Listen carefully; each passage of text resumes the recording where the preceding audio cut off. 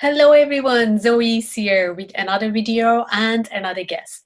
As you know, I'm passionate about helping graduate students and immigrants to get more familiar with job demands and work industry in Australia, or those junior ones to get closer to the dream senior roles. Today, I have an interview with Catherin Ware, who is an experienced private English tutor.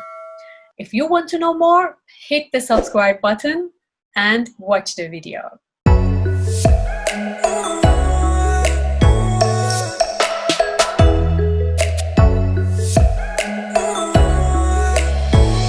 Hi, Catherin. Thank you very much for joining us today to share your information with our audiences. To start, can you please introduce yourself and tell us a little bit about your career journey, please?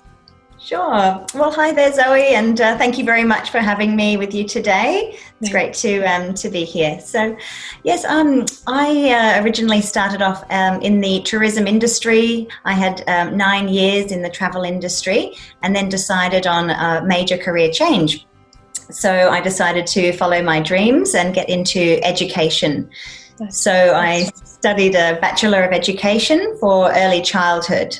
And then I worked in the early childhood sector for about 5 years or so in various early childhood settings, preschool, long daycare, and some primary schools as well. Mm-hmm.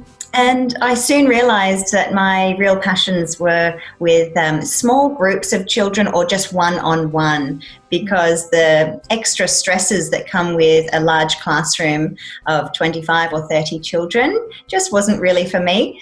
So nowadays I'm tutoring in a reading literacy center. So I help children learn to read. So I do that alongside also ESL, which is English as a Second Language, for those who don't know. So I help adults all over the world, focusing on business English, so corporate-related English. That's right. That's fantastic. Catherin, people are often interested to know about teachers' career other than being a teacher at a school. Like, what else do you think teachers can do, as you mentioned now? Like, can you explain it a bit more? Sure, yeah. So there are lots of other options out there for teachers who may have already done their education degree for primary school or high school, but they may be looking for either some additional work in the after school hours or weekends, or they might find they just want to have a slight change of direction. And so private tutoring is a great option. Many people will set up their own private tutoring operations out of their home and have a little small home-based business, which is something I did for a little while. But there's a lot of marketing involved to kind of build the business up and things. So if you're good with social media, that can be quite helpful. Yeah. But there are a lot of small tutoring schools out there. So a tutoring school is basically where students will go either on weekends or after school. And so the teachers there will be fully qualified, primary or high school teachers. Many will have additional education qualifications as well, such as ESL or perhaps special needs. And this could be a really good option for those who might be seeking something slightly different rather than the typical school teacher role, which is maybe not suited to everybody. That's right. That's awesome. If someone has studied International Certificate of TESOl or CELTA, is that possible for them to find a job as an English tutor, do you think? Or I believe so. Yes, from what I understand, many organisations will accept the international qualifications for TESOl or CELTA. So it may vary from one company to the next, but I believe that these are recognised around the world. I know that I could go, for example, to China or Vietnam with my Australian TESOl qualification and teach English overseas. So I believe it's the same in the reverse also. That's perfect, isn't it? So with that international certificate, they are able to come over and then find a job in Australia. Yeah, I mean, I believe that's the case. It may well vary from company to company. Yeah. I know some organisations do also say that another requirement is to have a teaching degree, so either a Bachelor of Education for early childhood, primary or high school, whereas other organisations don't specify that as a requirement. So. It does vary a little, yeah. Yeah, that's awesome. So, Catherin, in general, what qualifications and skills are required for someone who want to find a career in this industry? So normally it would be expected to have an education degree. So, for instance, I have a Bachelor of Education for early childhood, so I could tutor high school students or young students. If you have a degree in, say, high school education, it's normally also still possible to teach the younger years or the older years. So that's quite flexible in terms of what ages you've studied for. You can actually then teach different age groups. So normally an education degree is a prerequisite. And then with the, say, TESOl or CELTA, there are different levels of certification. So the entry level is, I know with TESOl is 140 hours of study. And that's online with a few online pracs as well. And you can do that in your own time. So I studied with TESOl, so I'm more familiar with that. CELTA, I think, is quite similar also. But for those who want to take it further and get deeper into the ESL learning space, there are additional courses after that. So you can study for 6 months, you can study for a year, and become qualified at the next levels up. So how about TAFE? Can they also get the qualification and be certified from TAFE as well? Oh, that's a good question. I haven't really looked into the TAFE qualifications too much myself, actually. The ESL organisations are normally separate to TAFE from what I understood. So TESOl, CELTA, there are a couple of others out there as well. That's right. There may well be a TAFE course, but I'm not too familiar with it, sorry. Yeah, that's right. So in general, they need to get university qualification for that. Yes, and in addition to an ESL qualification as well. Yeah, perfect. And how is the demand of this job in Australia, Catherin? Oh, well, it seems like it's a booming industry. Australia is such a multicultural country, especially in major cities of Sydney and Melbourne. So, we have a constant flow of international students and, international so immigrants as well, who want to further their English study, whether that's children or adults. So I think that this industry has a lot to offer for international visitors who decide to stay. But also now with the online learning space, this is definitely becoming, much more prevalent now in the current times. A lot of people don't have the option to go face-to-face to their lessons. And therefore, I think that the ESL tutoring or any sort of English literacy, reading tutoring has opened up a whole lot of other avenues now, not just face-to-face. There are companies in China, for instance, who will hire only international people because they are the native English speakers. That's often a prerequisite as well. I didn't mention earlier. Most organisations do prefer to have native English speakers, but that's not 100% of the time. I have come across a lot of other cases as well. But, the level of English must be immaculate and the accent not, too strong is something I've read online as well. But yes, look, I think there are lots of options out there with either face-to-face or the online tutoring. Yeah, that makes sense. Cool. That's awesome. And so you see a bright future for this career, right? I do. Yes, exactly. I think in schools there's quite a lot of competition from what I've seen with parents. They want their children to do the best that they can, so they really want to give them that extra helping hand.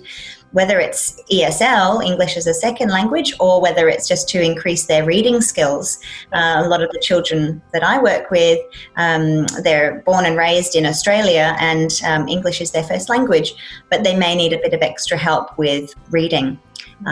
We actually start taking children in from 3.5 years of age, so they're the pre-readers. They're not quite reading yet, but we go through all sorts of activities to improve their phonological awareness, so recognizing different parts of speech and so on. So, you know, the age group, 3.5-year-olds, it seems so young, but there are a lot of families who want to start their children at that very young age and then continue right through primary and high school. That's perfect. That's awesome. So how is earning capacity and working hours then? So with a private tutor, if you work for yourself, you have your own business, the earning potential flexible is enough.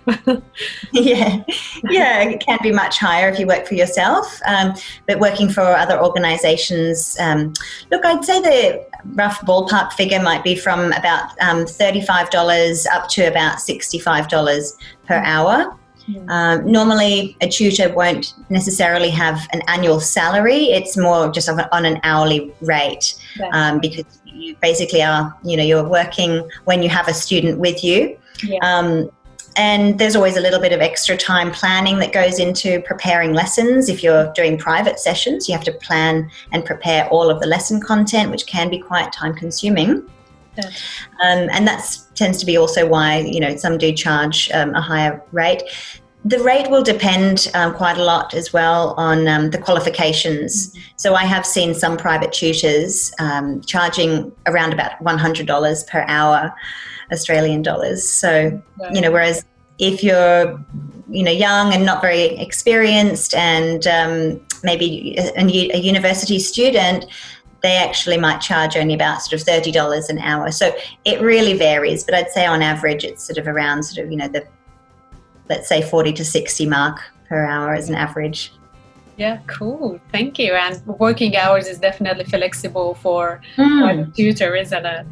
Well, that's true. Yes. So, a lot of the tutoring takes place after school. When we're seeing school students, but weekends can also be very popular as well. And for any children who haven't yet started school, so they can come generally any time of day. So I have students that come in the morning, lunchtime, because they're only 4 years old and they haven't yet started school. So the timing can really vary as well, depending on whether you focus in on a specific age group or if you're flexible to see all age groups.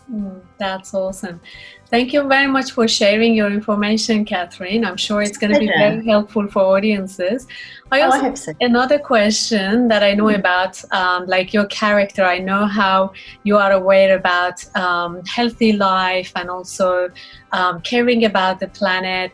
So I'm wondering, do you mind sharing your strategies with us and let us know, what did you find as the best way to make your life secure against all those negativity out there? Sure.